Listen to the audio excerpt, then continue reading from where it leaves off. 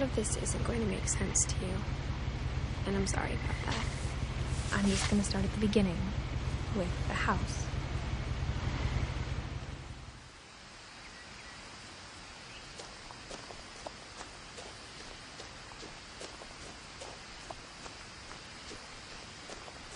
I lived here until I was 11, but I wasn't allowed inside half the rooms.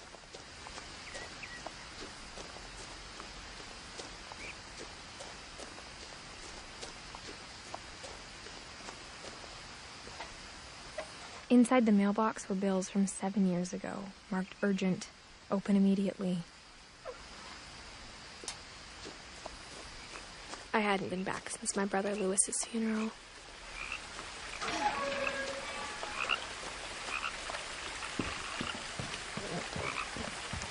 In her will, my mother left me a key, but didn't tell me what it unlocked. Maybe she thought I'd know. Or she thought that the mystery would be enough to bring me back.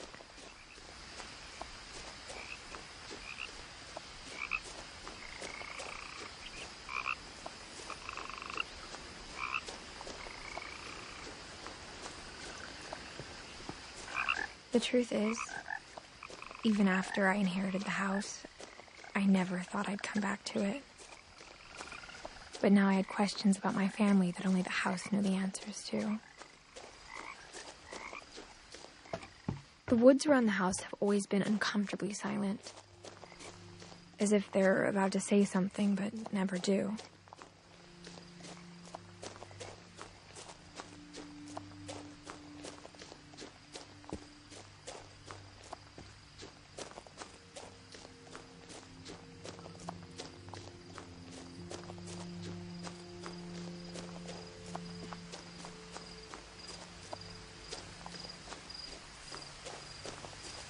The house was exactly like I remembered it, the way I'd been dreaming about it.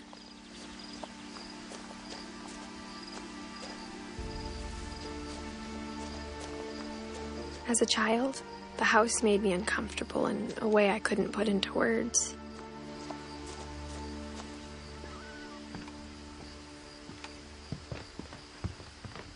Now, as a 17-year-old, I knew exactly what those words were. I was afraid of the house.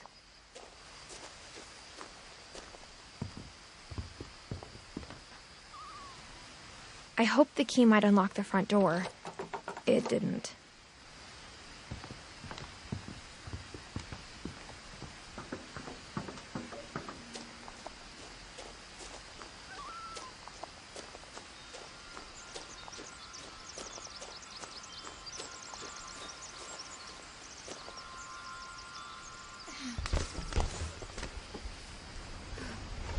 Crawling through the doggy door used to be a lot easier when I was 11.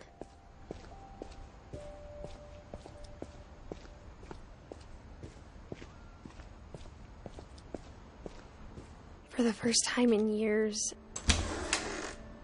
I felt like I was home.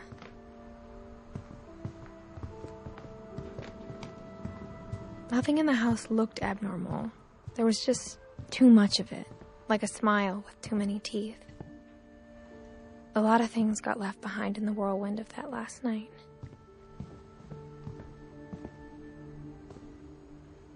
After Milton disappeared, Mom sealed up all the bedrooms. Then Edie retaliated and drilled peepholes.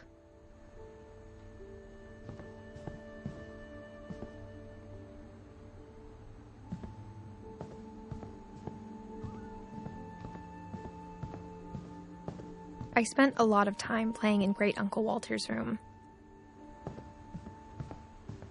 Lewis told me there were secret passages, but I never believed him.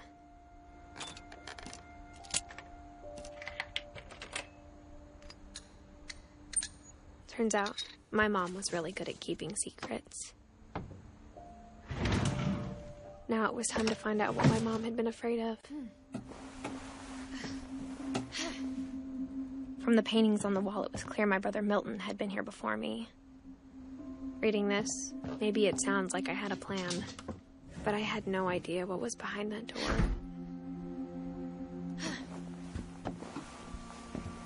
Just like I had no idea where all this was gonna lead. I grew up looking at Molly's room. gerbil had a tiny bedroom with its own even tinier gerbil cage.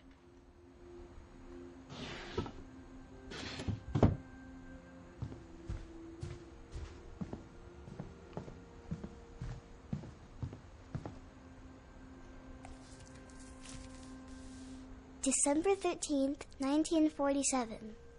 Dear Diary, I'll be gone soon, but I wanted to tell somebody about what's gonna happen. It started when Mom sent me to bed without dinner. I woke up and I was starving, so I looked around for something to eat. The gerbil food was dry, but I didn't mind it.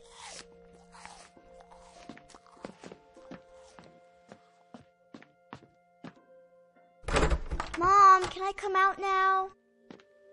Sweetheart, it's late. Go to sleep.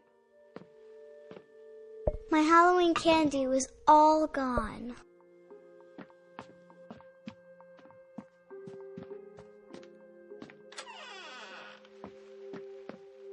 I kept eating and eating.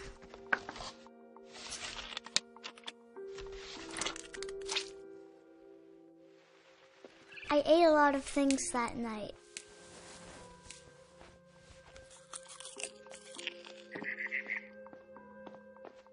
Then I heard chirping outside my window. It was a barn swallow going back to her nest. I reached out for her.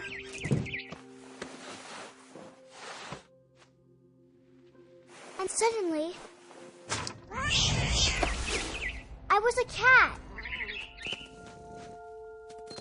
I tried to be quiet, but the bird was really scared. Mom and Dad didn't even look at me.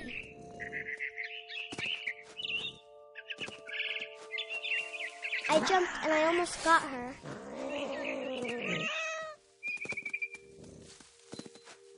I could tell she was getting really tired. Now I was up in the big tree. I promised Dad I wouldn't climb it anymore. All I cared about was eating that mama bird. I gobbled her up. And suddenly, I was an owl. First, all I heard was the wind. Then I heard little teeth nibbling in the grass.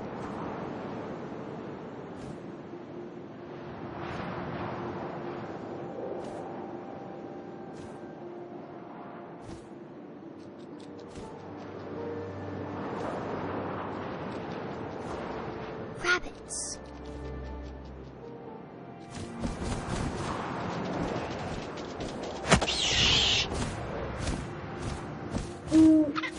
I imagined his face looking up and seeing mine through my talons.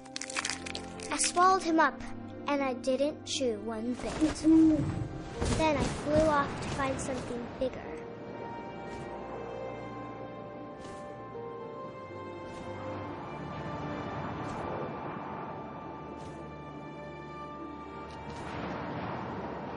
A mama rabbit.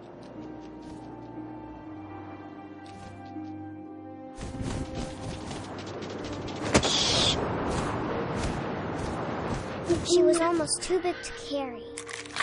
I started choking, but I couldn't stop eating. And suddenly, I was a shark.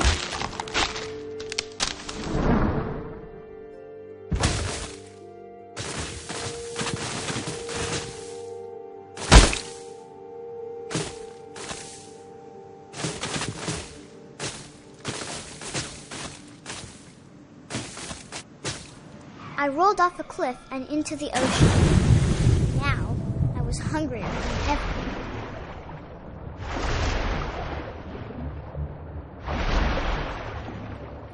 I wanted fat, juicy seals.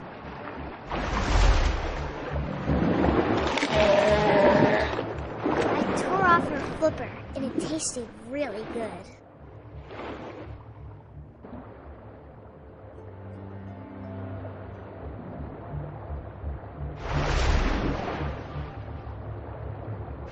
Grabbed on tight. When I was so hungry, I jumped out of the water. When I opened my eyes, everything had changed.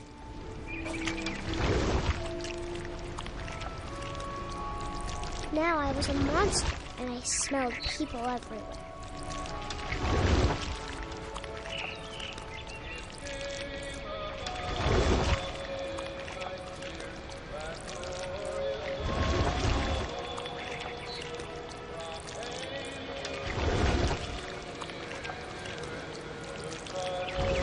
I was big, but I moved real quiet.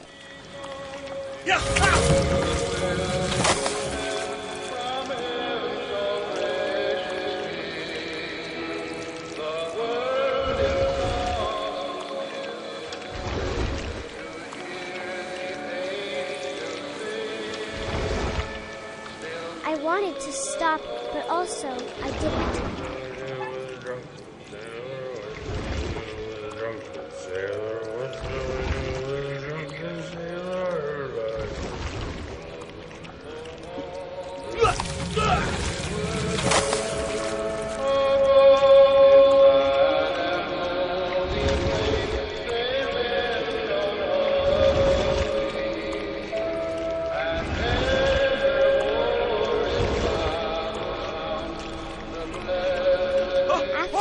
Passenger, I was still hungry. And across the water, I smelled something new. Something I had to have, so I swam towards it.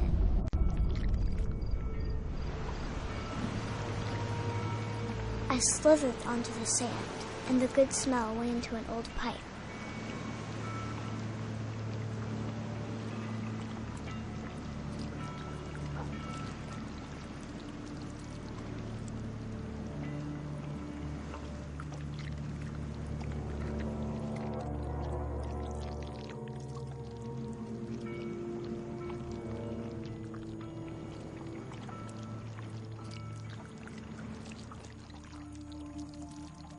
I got closer and closer.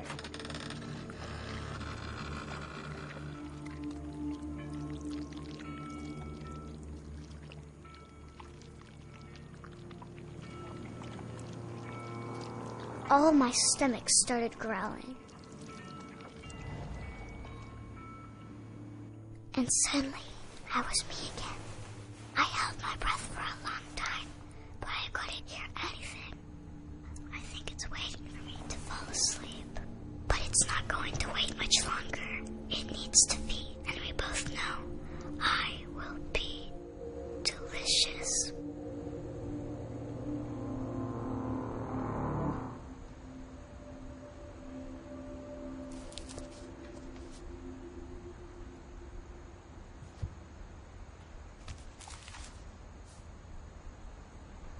I'm not sure if I believed all of that, but I'm sure Edie would have.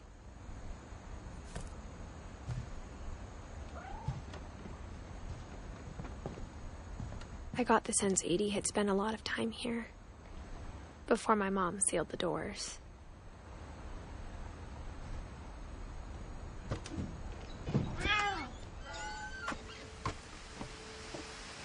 This will be obvious later, but my mom never told me any of these stories.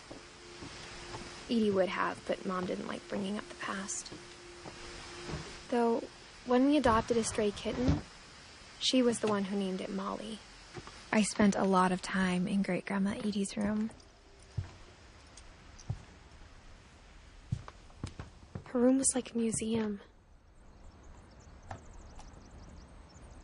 For 500 years, the Finches have been famous throughout Norway for their fortune and misfortune. Odin Finch buries the latest victims of the family curse, his wife Ingeborg and their newborn son, Johan. On January 7th, 1937, he set sail with his family and his house, hoping to leave the curse behind. But 40-foot waves off the coast of Washington send the house and Odin to the bottom of the sea. Odin's daughter Edie, with husband Sven and baby Molly, step ashore on their new home, Orcas Island. Odin Finch is the first to be buried in the new family cemetery. His daughter Edie is already dreaming of a new Finch house.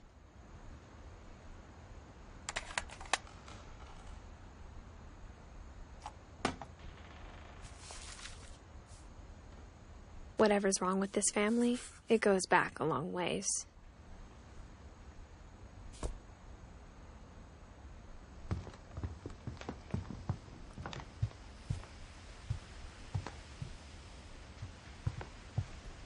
When Edie told people Sven was killed by a dragon, she could also have said he was building a dragon-shaped slide that collapsed.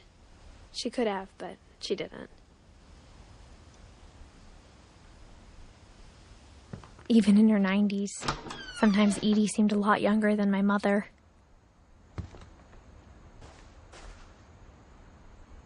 The only trace Grandpa Sam's first wife, Kay, left on the house was the pink bathroom. It was a pretty big trace.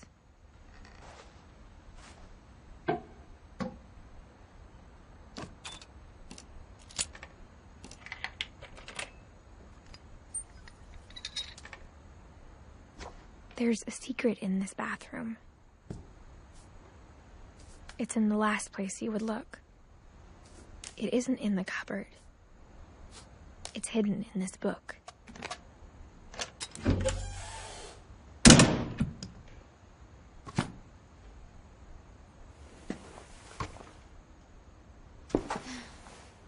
Sven gave Sam an old camera he'd refurbished. He never put it down.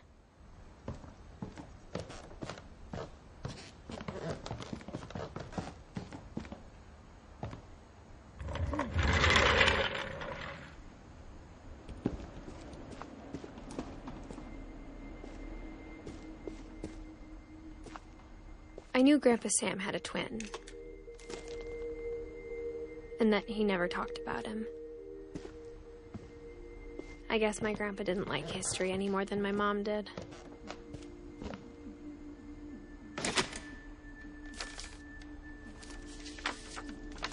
How I Want to Remember My Brother by Sam Finch. The thing I remember is that when he made up his mind, that was it.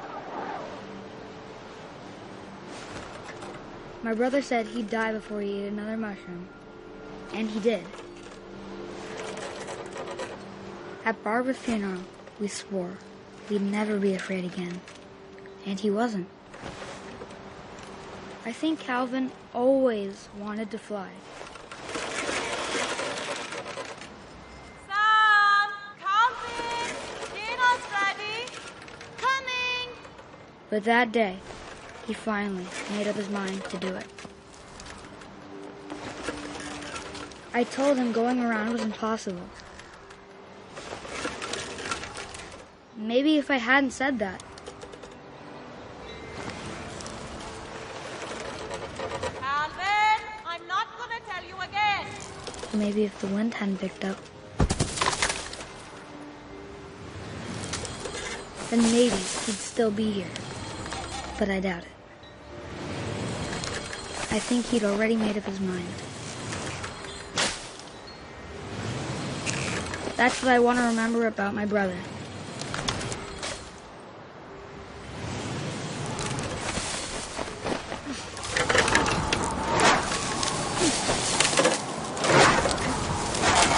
The day he made up his mind to fly. And he did.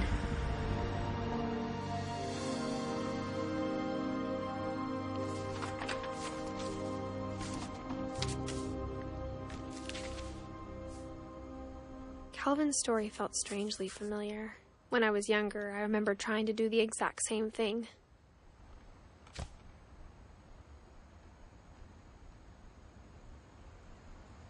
After the funeral, Edie roped off Calvin's half of the room.